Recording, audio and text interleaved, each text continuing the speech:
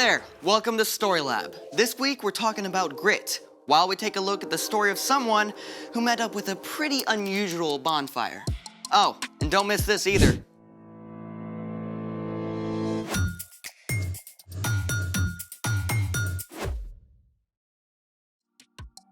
Hey, I'm Amaya. And I'm Zeke. And we're talking about grit, which is refusing to give up when life gets hard. You know what I think is hard?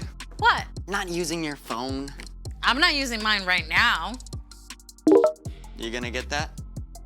It could be important. Oh, it's from you. Well, cell phones can be good. Right. I mean, you might be watching us on a phone right now. Yeah. You have an invitation to play Farm Builder. Ooh. I don't have to look at my phone. You know what? Me neither. I can go longer than you without a phone. Oh, you're on. Let's do it!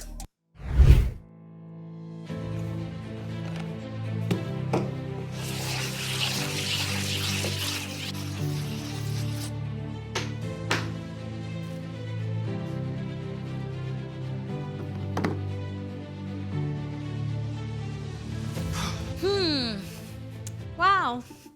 All this free time. Yeah, I know. You know, I could be learning Spanish right now. I actually got this really awesome app.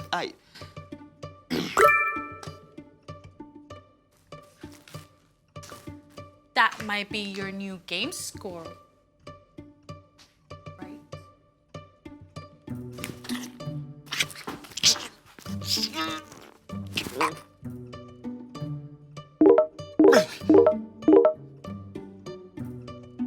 That sounds like a lot of new likes, doesn't it?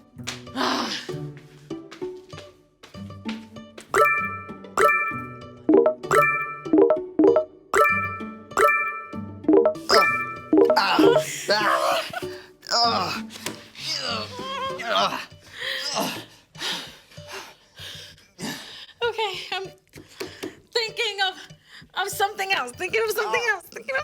It's Time! for The story before the story. Today we're in the second book of the Old Testament, Exodus. God made a plan to bless the whole world through Abraham and Sarah's family. But their descendants, the Israelites, traveled to Egypt to escape starving. Over time, the Israelites were enslaved, but still, their families grew. After hundreds of years, the Hebrew people cried out to God for help. God heard them and chose an unlikely helper. A Hebrew man named Moses who had been raised in Pharaoh's palace, but ran away to live as a shepherd in Midian. Moses is where our story starts. Take it away. Greetings, everyone. There's fire, darkness, frogs, and a whole lot more in this story, so hold on tight. By the time our story starts, Moses was actually 80 years old.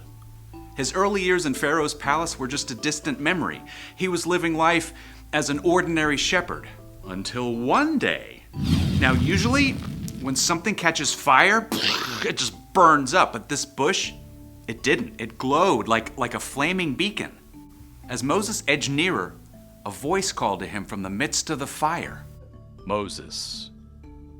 Moses. Here I am. Don't come any closer. Take off your sandals. The place you are standing is holy ground. Moses' hands shook as he tugged off his sandals. I am the God of Abraham, Isaac, and Jacob. I have seen how my people are suffering in Egypt, so I have come down to save them. I will bring them to a good land. So now go.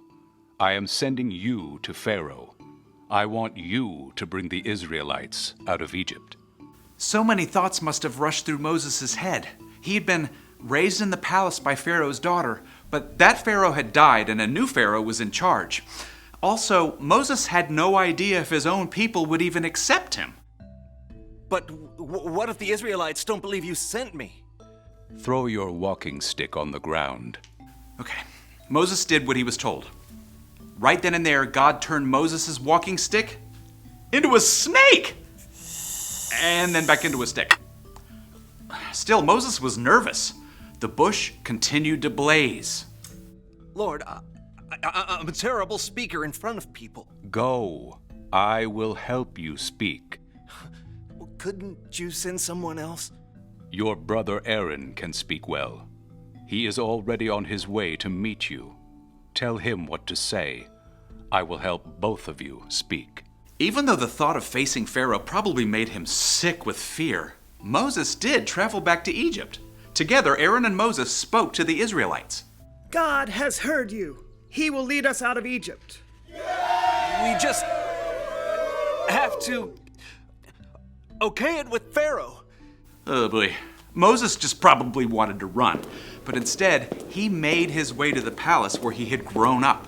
With Aaron, he stood his ground before the new Pharaoh. Tell him, the Lord says, let my people go. Then they will hold a feast to honor me in the desert. Aaron repeated the words loudly and clearly, and Pharaoh glared down. Who is the Lord? Why should I obey him? Instead of releasing God's people, Pharaoh gave orders for them to work even harder. Now the Israelites were upset with Moses for making things worse. I did what you asked, and now it's just worse. You haven't saved your people at all. Pharaoh will not listen to you, so I will use my powerful hand against Egypt. I will bring the people of Israel out of Egypt. Even though God performed miraculous signs through Moses and Aaron in front of Pharaoh, he still would not listen. So, the next morning, Aaron and Moses met Pharaoh down at the Nile River. Moses instructed Aaron what to say and do. The Lord has sent me to you. He says, let my people go. But you have not listened. Here is how you will know I am the Lord. Aaron raised his staff high. I will strike the water with this walking stick. The river will turn into blood. The fish will die, and no one will be able to drink the water. The water turned to dark red blood. But still Pharaoh was stubborn. Moses must have been just tempted to give up and go back to Midian, but God called him to speak to Pharaoh again and again.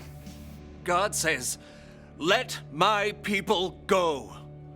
Over and over, Pharaoh promised to release God's people. And every single time, he went back on his word, even though God sent frogs, followed by gnats and flies. All the Egyptians' cattle died. Terrible sores showed up all over the Egyptians and their animals. Hail rained down, destroying crops and tearing leaves from the trees. Locusts finished off anything the hail left behind.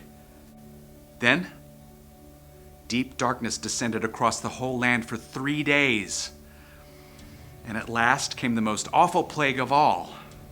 The oldest son of every Egyptian family died. Only the Israelite families were saved by painting the blood of a lamb over their door frames, just as God had told them to do. When Pharaoh saw the terrible thing that had happened, he called Moses one last time.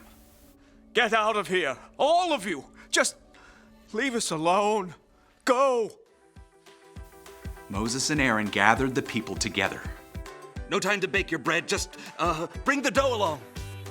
The Israelites packed up in the middle of the night and left as quickly as they could, leading their flocks and herds. After hundreds of years, God's people were finally free. After so long, I bet they wanted to give up. Yeah, but they didn't. They kept going. They kept calling out to God. And Moses. I mean, if I were him, I definitely would have wanted to call it a day and leave. Yeah, right? But Moses held on. He had seen God's presence in the burning bush, and he knew that God saw what he was going through. And the Israelites, too. So, what's our part in the story? Well, when we face tough things, right, we can know that God sees us. God will help us through, even if it's, well, not in the way we expect. Yeah, like maybe someone keeps being mean to you at school. I mean, that's awful. But you don't have to give up. You can talk to a grown-up about it, and you can trust that God will walk with you every step of the way. Or maybe you've got something that doesn't go away, like a food allergy. Oh yeah, that's a really hard one. But instead of giving up and grumbling, you can trust that God is with you and keep going. Yeah, God never intended us to keep going on our own. So God gave us Jesus to walk with us. And when we put our trust in Jesus, He gives us the power to keep going. Thanks, Brian. Yeah. See you next time. So here's the thing. Hold on because God knows what you're going through. And that's how you grow grit. You have 2 game invitations waiting. Are you gonna get that? Nah. Well, thanks for joining us in the Story Lab. See you next time. You really think you can solve that? I'm not smart enough for this. Come on, I'll show you. Oh.